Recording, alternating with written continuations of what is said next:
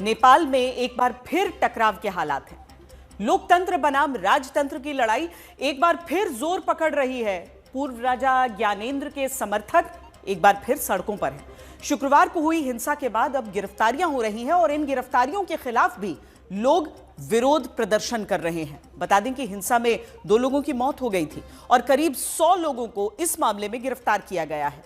अब इन गिरफ्तार लोगों की रिहाई को लेकर नेपाल में जंग छिड़ी है। एक बार फिर सुलग रहा है नेपाल। एक बार फिर नेपाल में शुरू हुआ है टकराव। एक बार फिर सड़कों पर उतरे हैं लोग। एक बार फिर लोगों की पुलिस से हो रही है झड़प। एक बार फिर शुरू हुआ नेपाल में प्रदर्शनों का सिलसिला।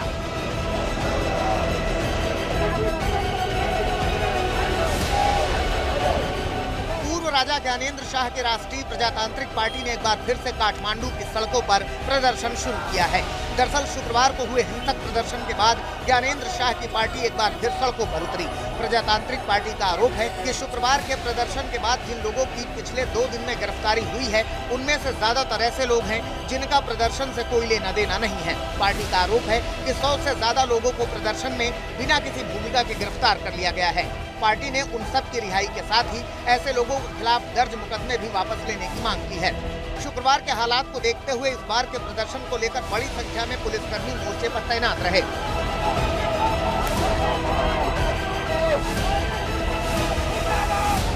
यहाँ पर आपको हम तस्वीरें दिखा रहे हैं। आप देखिए सड़कों पर किस तरीके से भारी संख्या में यहाँ नेपाल पुलिस के जो प्रहरी हैं वो यहाँ पे मौजूद हैं और जो सैकड़ों की संख्या में जो प्रदर्शनकारी हैं वो आगे बढ़ने की कोशिश कर रहे हैं, लेकिन इनको रोक के यहाँ पर रखा गया है, आगे नहीं बढ़ने दिया जा रहा है, क्योंकि पुलिस की इस बार जो तैयारी भी पूरी पुख्ता है कि किसी भी तरह से शुक्रवार जैसी घटना जो है वो नहीं होनी चाहिए। जो इतनी उग्र वहाँ पे हिंसा देखने को मिली थी काठमांडू में, जहाँ पे 2 लोगों की जान भी चली गई थी और कई जो लोग हैं वो घायल हुए थे। और इसी को लेकर, अपनी मांग को लेकर जो एक बार फिर से काठमांडू की सड़कों पर यहाँ के जो राजशाही के समर्थक हैं, राजा के समर्थक हैं, वो यहाँ पर वापस से सड़कों पर आज उतरे हुए हैं। और यहाँ देखिए नेपाली में इनका लिखा भी हुआ है किस तरीके से विरोध प्रदर्शन जो है इनका इस वक्त चल रहा है और भाषण भी किया जा रहा है। यानी नेपाल में एक बार फिर से राजशाही को वापस लाने के लिए जो है वो आंदोलन तेज हो गया है।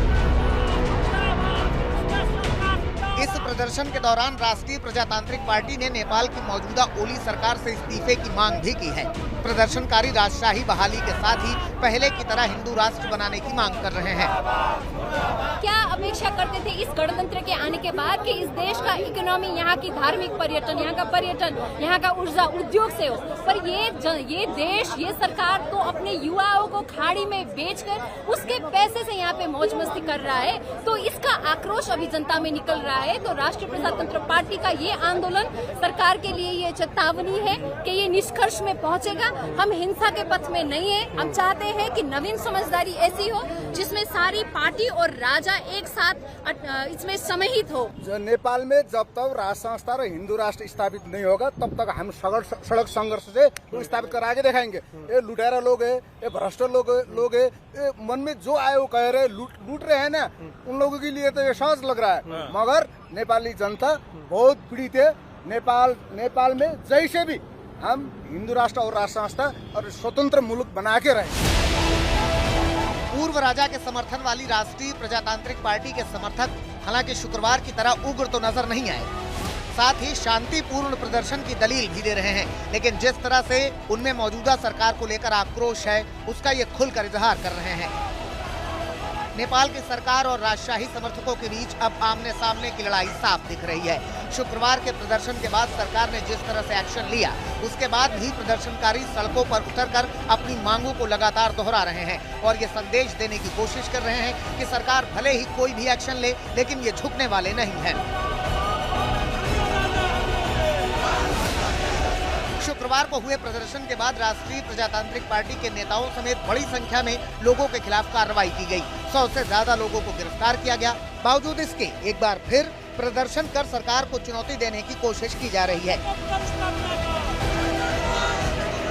वहीं सरकार सीधे तौर पर प्रदर्शनकारियों को चेतावनी देते हुए कह रही है कि इस देश में सभी को संविधान का पालन करना ही पड़ेगा, लेकिन प्रदर्शनकारियों पर इसका कोई असर नहीं देखने को मिला और जमकर बवाल हुआ। शुक्रवार को काठमांडू के 3 कुने मैदान में सैकड़ों की संख्या में जो राजशाही के समर्थक थे वो जुटे थे और उसके बाद वो लोग लगातार मांग कर रहे थे कि नेपाल में राजशाही जो है वापस लानी चाहिए।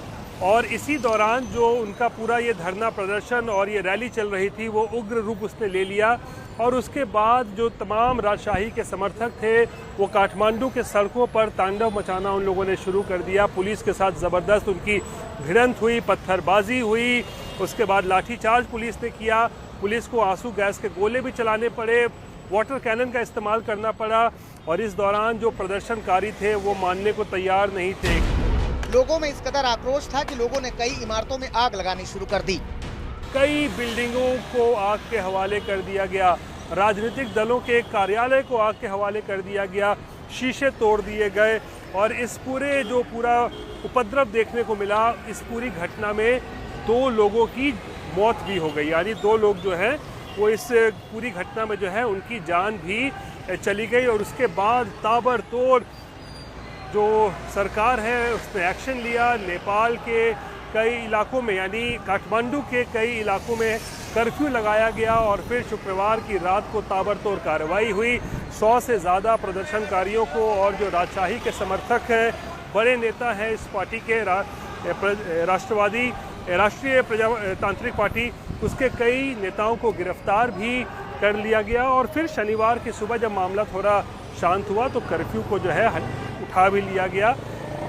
फिलहाल नेपाल की राजधानी काठमांडू में स्थिति बहुत ही धीरे धीरे जो है वो सामान्य होती जा रही है, लेकिन बवाल ये और आगे बढ़ सकता है। नेपाल में मौजूदा वक्त में जो हालात नजर आ रहे हैं उसको लेकर राजशाही समर्थकों और सरकार के बीच टकराव बढ़ने की आशंका से इनकार नहीं किया जा सकता। रोहित सिंह, काठमांडू, आज तक। नेपाल में फिर से राजा के नेतृत्व में हिंदू राज को वापस लाने के लिए आंदोलन छिड़ा है।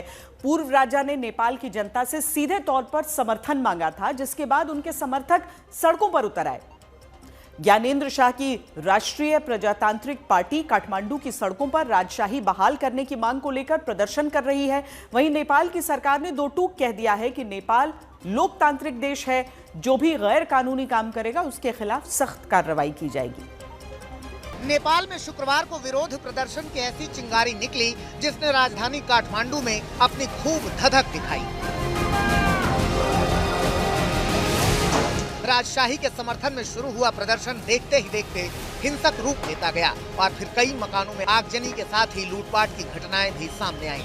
प्रदर्शन के दौरान हुई हिंसा में 2 लोगों की जान जाने के साथ ही 110 से ज्यादा लोग जख्मी भी हो गए, जिसके बाद राजशाही के समर्थकों और सरकार के बीच खुलकर तनातनी सामने आई। आज तक की टीम इस वक्त मौजूद है उस ग्राउंड जीरो पर जहां पर शुक्रवार को ज़बरदस्त संघर्ष देखने को मिला राजा के समर्थकों और पुलिस के बीच में। और दरअसल हम जहां मौजूद हैं इसके पीछे की पहले आपको तो ज़रा से तस्वीर दिखा देते हैं।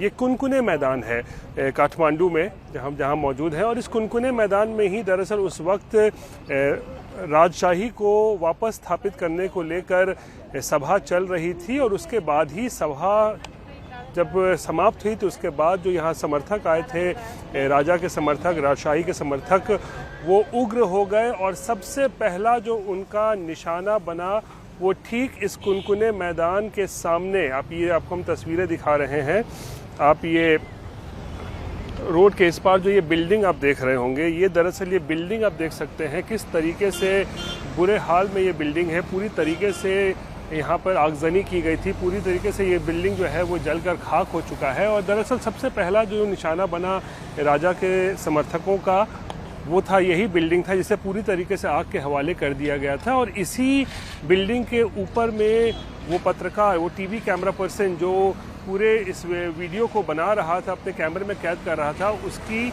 इसी बिल्डिंग के ऊपर वो शूट कर रहा था तो जलकर उसकी मौत हो गई थी। हिंसक प्रदर्शन के बाद पूर्व राजा ज्ञानेंद्र शाह पर सरकार ने शिकंजा कसना शुरू कर दिया है। उनके खिलाफ कई सख्त फैसले लिए गए हैं। पूर्व राजा ज्ञानेंद्र ने नेपाल के एक बड़े हिस्से का दौरा करने के बाद फरवरी में जनता से सीधे समर्थन मांगा था। यही वजह है कि हिंसा के लिए पूर्व राजा को जिम्मेदार मानते हुए नेपाल की ओली सरकार ने उनकी सुरक्षा को पूरे तरीके से बदल दिया है। जितने भी सुरक्षा कर्मी उनकी ड्यूटी पर लगे थे उन सबको बदल दिया गया, साथ ही उनकी सुरक्षा को भी घटा दिया गया है। पहले जहां ज्ञानेंद्र शाह को 25 सुरक्षा कर्मियों की सिक्योरिटी दी गई थी, उसे घटाकर अब 16 कर दी गई है। उधर काठमांडू नगर निगम ने भी राजा के खिलाफ सख्त एक्शन लिया है। हिंसा के दौरान जो तोड़फोड़ हुई, उस नुकसान की भरपाई के लिए काठमांडू नगर निगम ने पूर्व राजा ज्ञानेंद्र शाह पर 7,93,000 नेपाली रुपए का जुर्माना ठोका है। वहीं हिंसा को लेकर नेपाल के गृह मंत्रालय ने भी राजशाही समर्थकों को सख्त चेतावनी दी थी। कुल मिलाकर नेपाल सरकार पूर्व राजा ज्ञानेंद्र को बख्शने के मूड में नजर नहीं आ रही। संविधान में जो है उस पर स्पष्ट है, धर्मनिरपेक्षता से अच्छा कुछ नहीं होता है। इसमें हिंदू राष्ट्र के लिए भी उतने सम्मान है और जात जाति के लिए और धर्म के लिए भी उतने सम्मान है। इसीलिए सरकार अपना संविधान के प्रति एकदम ही स्टैंड है, इसमें इफ वोट नहीं है। ठीक है। और रही गल की हिंदू राष्ट्र का जो बात आप कर रहे हैं, कोई हिंदू राष्ट्र का मुद्दा वहाँ नहीं था।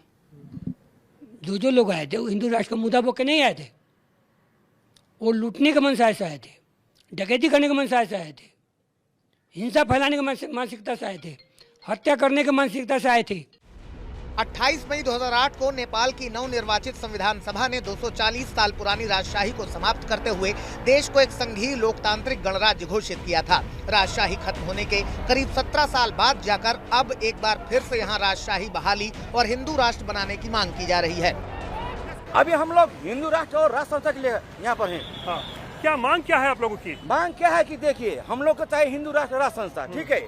वो डोंट नीड अ गणतंत्रवादी, दैट्स इट। हाँ। इसीलिए हम लोग यहाँ पर लगे हुए हैं। तो मुद्दा इतना परेशान है इन नेताओं से कि कहिए ना, वो अपने दाएं बाएं दीदी बहनी समधियों को बना रहे हैं, जनता के लिए वो कुछ नहीं कर रहे हैं। इसी कारण जनता सड़क पर निकल रहे हैं कि राजा आए और हिंदू राष्ट्र हो तब देश में शांति आएगा और देश विकास हो।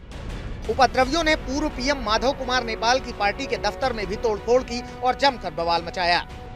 शुक्रवार को जब हिंसक झड़प हो रही थी राजशाही के समर्थकों और पुलिस के बीच में, उसके बाद एक राजनीतिक दल का कार्यालय भी इसकी चपेट में आया। दरअसल ये राजनीतिक दल जो है पूर्व प्रधानमंत्री माधव कुमार नेपाल का है और इस पार्टी का नाम दरअसल है एकीकृत समाजवादी पार्टी। और पार्टी का दफ्तर आपको हम यहाँ दिखा रहे हैं, ये देख सकते हैं, ये पूर्व प्रधानमंत्री की पार्टी एकीकृत समाजवादी पार्टी का दफ्तर है। और ये किस तरीके से उपद्रवियों के निशाने पर आया था, आपको हम यहाँ तस्वीरें दिखा सकते हैं। देखिए किस तरीके से यहाँ पर इस बिल्डिंग में तोड़फोड़ की गई थी। और हम आपको इस तरफ भी ले चलते हैं और दिखाने की कोशिश करते हैं कि किस तरीके से, आप देखिए यहाँ पर कितने यहाँ पर आगजनी भी की गई थी और जितने सारे बैनर, पोस्टर्स, किताबें जो थी इस पार्टी दफ्तर में, इसको जो है पूरी तरीके से यहाँ पर जला दिया गया था। उसके बाद इस बिल्डिंग के शीशे भी जो हैं पूरी तरीके से क्षतिग्रस्त कर दिए गए थे। आपको हम ये दिखा रहे हैं, आपको तस्वीरें, आप देखिए किस तरीके से, इस तरफ देखिए, इधर देखिए किस तरीके से पूरे बिल्डिंग के जो शीशे हैं वो पूरी तरीके से क्षतिग्रस्त कर दिए गए थे। और नेपाल में राजशाही वापसी की मांग जोर पकड़ रही है, मगर मौजूदा सरकार में शामिल नेपाली कांग्रेस के मुताबिक राजशाही बहाली तो संभव नहीं, लेकिन हिंदू राष्ट्र के मुद्दे पर जरूर उनकी पार्टी में भी सकारात्मक बहस चल रही है। धर्मनिरपेक्ष कहते हैं ना, हम लोगों के यहाँ भी धर्मनिरपेक्ष हो गया है, लेकिन लोगों के भीतर, विशेष करके हमारी पार्टी के भीतर भी, देश के भीतर भी ये बहस है कि हिंदू धर्म की संरक्षण और संवर्धन के लिए संविधान में जगह दिया जाना चाहिए। हालांकि इसके साथ कई लोगों का ये भी मानना है, सभी लोगों का ये मानना है कि सभी धर्मों को स्वतंत्रता दी जानी चाहिए, लेकिन हिंदू धर्म का संरक्षण और संवर्धन होना चाहिए करके ये मान्यता है। और इस अर्थ में देश के भीतर भी, पार्टी के भीतर भी बहस चल रही है। और मुझे लगता है इसको हम लोग सर्वसम्मति से, धर्म जैसा संवेदनशील विषय को हम सर्वसम्मति से समाधान करना चाहते हैं और इसके बारे में हम पॉजिटिव रूप से इसको सर्वसम्मति से ही कोई किसी निर्णय में पहुंचाना चाहते हैं। नेपाल के पूर्व विदेश मंत्री सऊद जो कुछ कह रहे हैं, उससे तो कम से कम यही जाहिर होता है कि सरकार भले ही प्रदर्शनकारियों के खिलाफ कड़े एक्शन के मोड में है, लेकिन हिंदू राष्ट्र का मुद्दा उसके लिए पेचीदा साबित हो सकता है। रोहित कुमार सिंह, काठमांडू, आज तक। नेपाल में धर्मनिरपेक्ष संविधान लागू हुए केवल 17 साल हुए हैं। इससे पहले नेपाल हिंदू राष्ट्र था। बीते 17 सालों में नेपाल में 15 सरकारें बदल चुकी हैं। लोग भ्रष्टाचार और राजनीतिक अस्थिरता से परेशान हैं। राजा ज्ञानेंद्र शाह को ये लगता है कि नेपाल में राजशाही और हिंदू राज के लिए ये बिल्कुल सही समय है और इसीलिए नेपाल को हिंदू राष्ट्र बनाने की मांग तेज हो रही है। क्या नेपाल फिर से हिंदू राष्ट्र बनेगा? क्या नेपाल में धर्मनिरपेक्ष संविधान का दौर खत्म होगा? 16 साल बाद हिंदूवादी भावनाओं का ज्वार। 81% हिंदू आबादी वाले नेपाल में अशांति। नेपाल में राजा और हिंदूवाद का दौर लौटेगा? ये सवाल इसलिए उठे हैं क्योंकि नेपाल में राष्ट्रीय प्रजातांत्रिक पार्टी मुखरता से ये बात कह रही है कि नेपाल का हित राजतंत्र और सनातन में ही है। चाह्यो भने असम्भवकै कुरा छ र हिजो राज संस्थाको अन्त्य गर्दाखेरि पनि कुनै जनमत संग्रह पनि गरिएको थिएन, कुनै प्रकारको अभिमत पनि लिएको थिएन। संविधान सभाले संविधान निर्माण गर्ने क्रममा जनतासँग सुझाव लिएको थियो, हिन्दू राष्ट्र चाहिन्छ कि चाहिँदैन, राज संस्था चाहिन्छ कि चाहिँदैन, अथवा संविधानमा के व्यवस्थाहरू हुनुपर्दछ भनेर संविधान सभाले जनतासँग सुझाव माग गरेको थियो। तर लाखौं जनताले सुझाव दिएको थियो कि नेपालमा हिन्दू राष्ट्र हुनैपर्छ, राज संस्था हुनैपर्छ भनेर भनेको थियो। तर जनताको त्यो सुझावलाई कार्यान्वयन गर्ने कुरा त परे होस्, त्यसलाई चाहिँ अध्ययन गर्ने कामसम्म पनि नगरिकन जबरजस्त ढङ्गले राज संस्थाको अन्त्य गरियो र अहिले पनि नेपालमा बहुसंख्यक जनता राज संस्था हिन्दू राष्ट्रको पक्षमा छन्, संघीयताको विपक्षमा छन्। र हामीले अहिलेको दलहरूलाई के भनिराखेका छौँ भने हिजो तपाईहरूले जुन निषेधको बाटोबाट राज संस्था र हिन्दू राष्ट्र सनातन परम्परालाई अन्त्य गर्ने काम गर्नुभयो, त्यो हाम्रो 2 दशकको अभ्यासले नेपाल में 2 रोज पहले हिंसा का जो दौर चला उसने एक बार फिर से सवाल पैदा कर दिया है कि क्या नेपाल 2008 के बाद एक बार फिर से हिंदू राष्ट्र बनने की तरफ बढ़ चला है। फरवरी में पूर्व राजा ज्ञानेंद्र ने नेपाल की जनता से समर्थन मांगा और इसके कुछ दिनों बाद ही जनता राजा और हिंदूवादी राष्ट्र की वापसी की मांग को लेकर कुछ इस तरह सड़कों पर उतर आई।